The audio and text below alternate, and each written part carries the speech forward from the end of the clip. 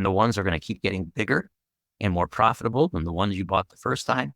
And by the time you're out 5 years from now, you have a company that can do one of two things. It's either going to be positioned to go public and really make you a fortune, or it's going to be positioned in such a way where it's professionally managed. You don't have to spend a day in there more than you want to in the actual running of the business. And it's going to support the lifestyle that you've been dreaming should be yours. And so those are the ways that you can look at. You can't do that in real estate. You can't do that in securities. You can't do that in any other form of wealth building. You can only do it in businesses, because when you buy businesses, you're buying income machines wholesale. Okay? You're not buying the pieces that make a business profitable. You're buying the businesses that already own all that stuff that are profitable. And so you're doing it wholesale instead of retail. And you're doing it with the best practices and the best strategies and structures and advice on the planet for getting it done. And there's no place else that you can go where you can get this kind of knowledge, training, support, and even getting it done for you that we can do for you here. Okay. Gordon, can you hear me? I can. Yeah, okay. But have you done this kind of a whole in the other country? Yes. Not only Especially, yes, hey, oh, not only yes, but yes. We have our program actively working in every English-speaking country in the world. So if it's part of the British Commonwealth, of nations, we have all of our programs there. And in fact, I'm going to give you a quick story of one of these that we did in England, in London. So you'll get to see that they work everywhere. One of our members was interested in buying nursing homes, and he found a seller who owned 11 nursing homes. I'm sorry, 7 nursing homes that he could buy for 11.5 million pounds. Right? I'm not going to talk in pounds. I'm going to talk as if they were dollars, because I don't want to drive people crazy trying to translate the numbers. It's the concept that's important. All right. So anyway, what he did is he did that. Now, among the advice that he followed, there's a way to position yourself to buy a company and have complete credibility with investors, with lenders, with the seller. And the way you do that is you form a new entity. You call it your special purpose entity, and you create that as your buying company. Now, on the day you create it, remember, it's just a shell. It has no assets, but you're going to build a visualization of that company, that when people see you as a buyer, they're going to see certain things about you that spell professionalism, that spell capability, that spell capacity to deliver. So part of that is you're going to recruit yourself a board of directors for that company. Now, how does he do that? Well, he goes on LinkedIn and he tells about his company. And he says he's looking for people to be on his board of directors who have a great deal of experience and track record in the home nursing home business. Well, he gets 5, 6, 7, 8 replies. A couple of them have run big home nursing companies. They're retired. They're not doing anything right now, but they've got all the experience, all the credentials, because they've already run companies of that size. So he hires one of them to be on his board of directors, but he doesn't pay him anything. He gives them a 0.5% equity that they'll get in his company, or 1% equity that they're going to get in this company when the deal closes, and that's all they need.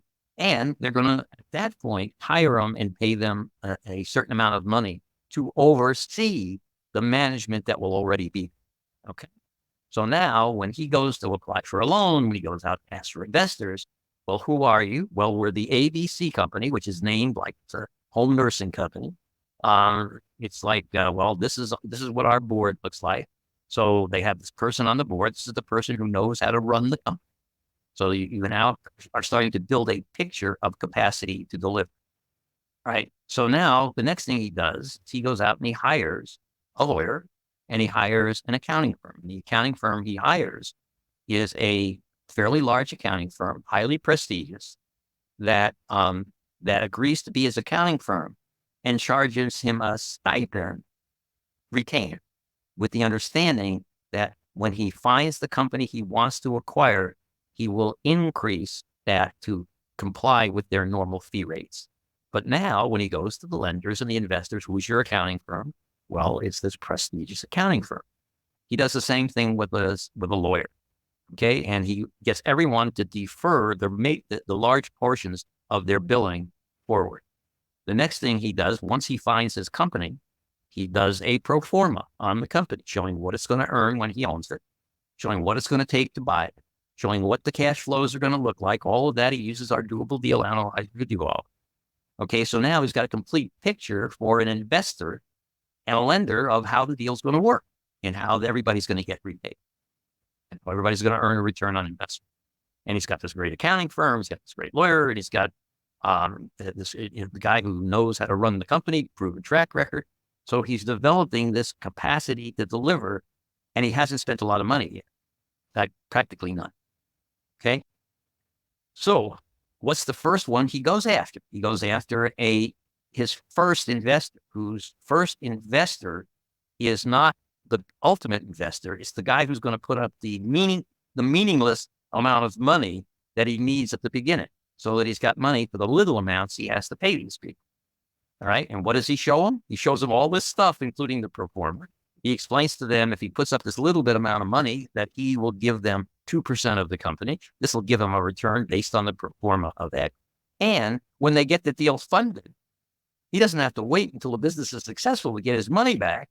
They'll repay his money as soon as the deal closes, so that money comes back to him right away. So he doesn't take this long-term risk for his money. He takes the short-term risk that this deal is just going to close. Even if the business wasn't successful, he's going to get his money back. So the net result of that, he gets his first investor. So now the company's got a little cash in it to actually pay these folks. And then based on all of this, he now goes out and looks for his major investors and his major lender. Well, he finds all the lenders, but he isn't able to find the investors. But what he does do, he works with the seller to have a higher price on the business than the seller really is asking and wanting for the business when it's sold. So he created this wedge between what the seller really wants and the value of the company that was consistent with the marketplace. In other words, the seller felt that if he could get all these homes sold together, that even though technically the market price would be a little higher, if he could get them all sold at the same time, he'd be willing to take less. All right. Well, why is that important? Because guess what's going to happen when the escrow closes, right? The deal with the seller is going to get his purchase price, but a portion of that's going to, in a second escrow, come back to the buyer, putting into his pocket money up front that they can use for working capital to build a business, or they can use it as money for the seller's pocket, the buyer's pocket, to do what he wants. Okay. So that is how that deal got constructed. Now, when that got all done, and this happens sometimes, doesn't happen often. But when that got all done, he and the seller got so close and got to like each other, trust each other, and respect each other so much during this process of putting the whole deal together. The seller literally turned to him and said, why go out and get all these investors and lenders? I'll finance the whole deal for you. Here, you just give me a note for it. I'll work with you. And as you're, developing your profits, you just pay off on the note. Now that is rare. Okay. But that's what happened in this particular case. Now, the reason, again, that I'm sharing these with you is, number one, that happened in the UK, that we have deals like that happen in Canada, Australia, New Zealand, Hong Kong, any place where the British were good enough to build their colonies is built on common law.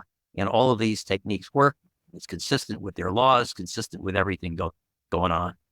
We have people that have done this with us in South Africa, and anywhere they speak English. Now, we're eventually going to get our stuff translated into Spanish, because we find we have people who have done this in Argentina, where the language is not English. So we've been getting for years people who do this in non-English speaking countries. But our main group are people that are within the United States, Canada, UK, Australia, New Zealand. Those are our biggest membership bases.